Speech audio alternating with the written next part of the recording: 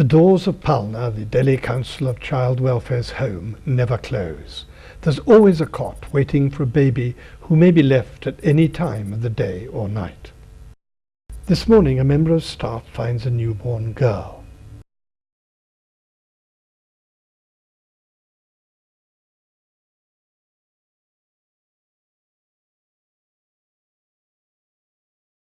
She's received into Palna's modern, specially designed building. 26 years ago, when Palna took in its first children, they were received in the converted changing room of a swimming bath.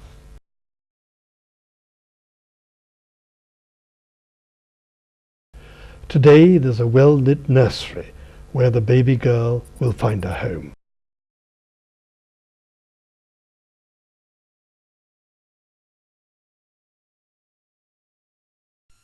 More than 100 children a year are left in the care of Palna.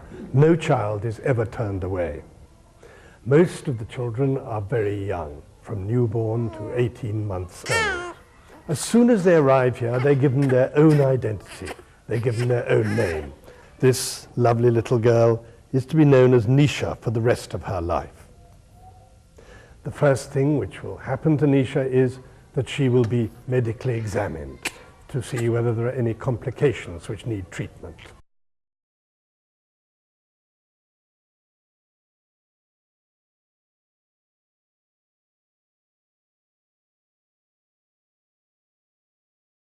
Nisha is thoroughly checked by Dr. Veronica Shah, an experienced pediatrician. She's fortunate there's nothing wrong with her.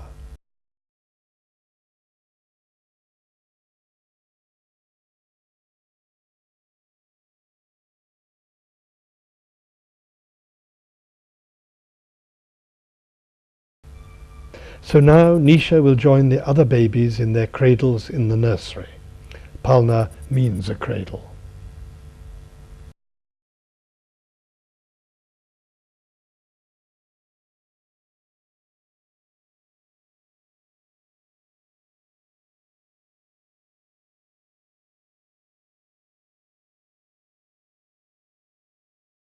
She will be fed by trained staff who talk to the babies and touch them, so that they relax and enjoy their bottles.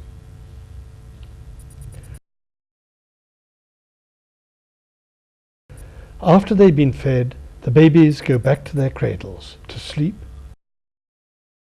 or to play.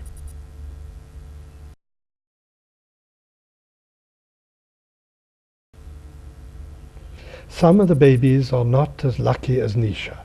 Yes. Some of them are sick. And we keep them in this place here. They need emergency treatment.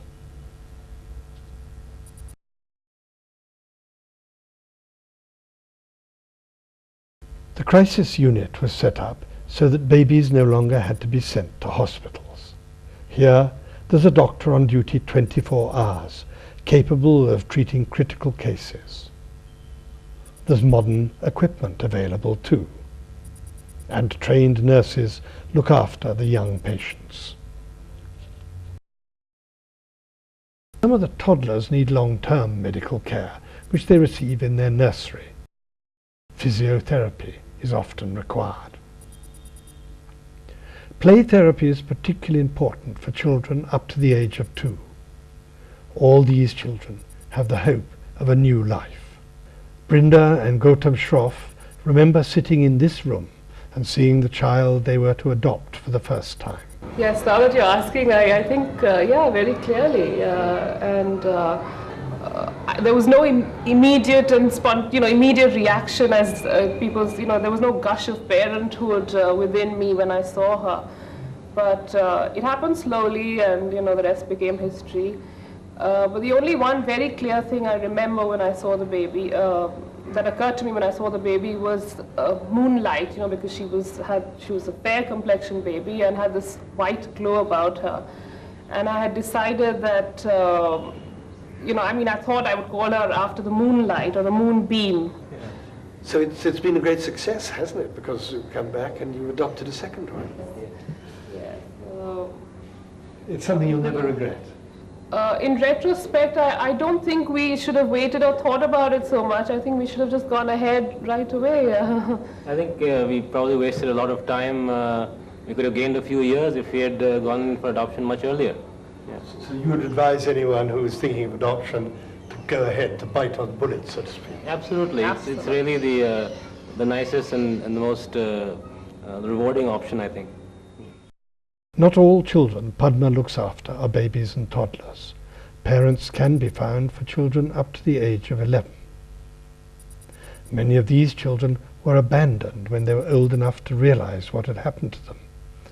They need these friendly surroundings, the company of other children, and the professional care of psychologists to recover from their trauma. Medical care, play, and other therapies are essential to prepare children for adoption. But unless Palna is well managed, none of these facilities can be provided. Aruna Kumar is the General Secretary. Aruna, how do you find parents for these children? Well, initially it was by word of mouth, but in the late 80s and 90s the media have been very helpful, both the print and electronic media.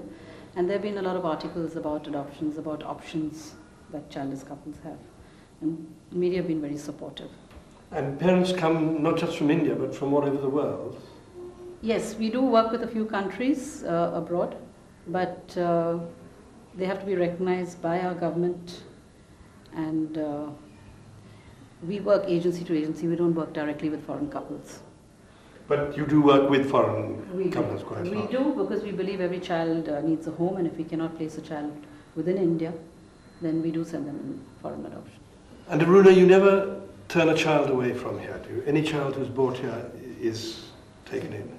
Yes, we've never turned a child away, but yes, we have tried to find their families, because there's some older children who've been abandoned for very fickle or flimsy reasons, and a fight in the family and things like that. And of course, we also believe that a child's right is with its birth family. So yes, we don't turn any child away, regardless of the condition of the child. It must be harder for you to find parents for the older children, isn't it? Yes. We have been successful in placing up to 3-year-olds with our Indian families. So most of our older children do go in foreign adoption. But you do find foreigners who want to adopt? Oh yes.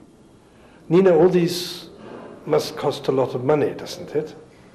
Yes. Just as if you had a child at home, you would not spare any costs to give it everything it needs to develop the child, to interact with the rest of the world and so on. So we in Palna don't stop at anything. If a child needs any special attention, he or she gets it. And that means money. And we also have to maintain a huge infrastructure. In case a child comes along, we can't suddenly develop those facilities. So this infrastructure carries on for 365 days of the year. Do you depend on foreign funds, or do you manage to raise a lot of funds in India too? Well, that money comes mostly from people who are sensitive to the issue of children who are neglected. People who, of the community, adoptive parents have become hugely supportive over the years, and donor agencies we've been interacting with in a small way to begin with, and now in a very, very big way. These are all our life support systems for Palna. Modern computer systems ensure that administration does not swallow up donors' money, but accurate records of every child have to be kept.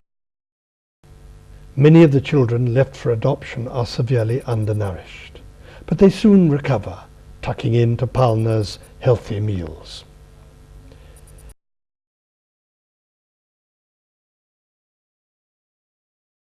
Education is not overlooked.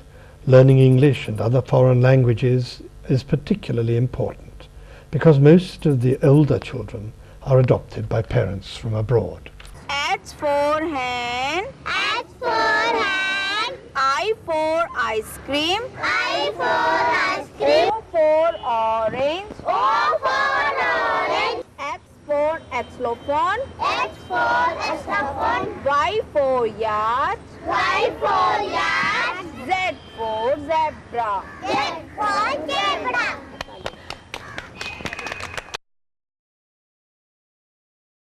Today is Holi, the Spring Festival, so after all that hard work in the open-air classroom comes recreation, in the form of playing Holi. That means throwing coloured powder over each other. Their energy and enjoyment shows they are healthy and happy children. This garden was donated for Palna by the BBC's Ground Force team.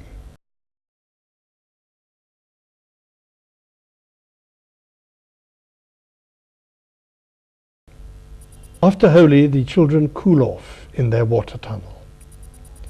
For me, it's been a wonderful day to be welcomed so warmly and so naturally by these happy children. Their lives without Palna would have had no room for happiness or for hope. Neetu, Deepak and all these children will find families. But until that happy day, it costs a lot to look after them.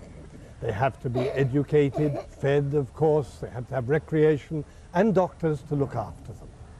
Adoption charges are regulated and they don't cover all the costs by any means. So Palna needs donations if it's to maintain its proud record of never turning a child away.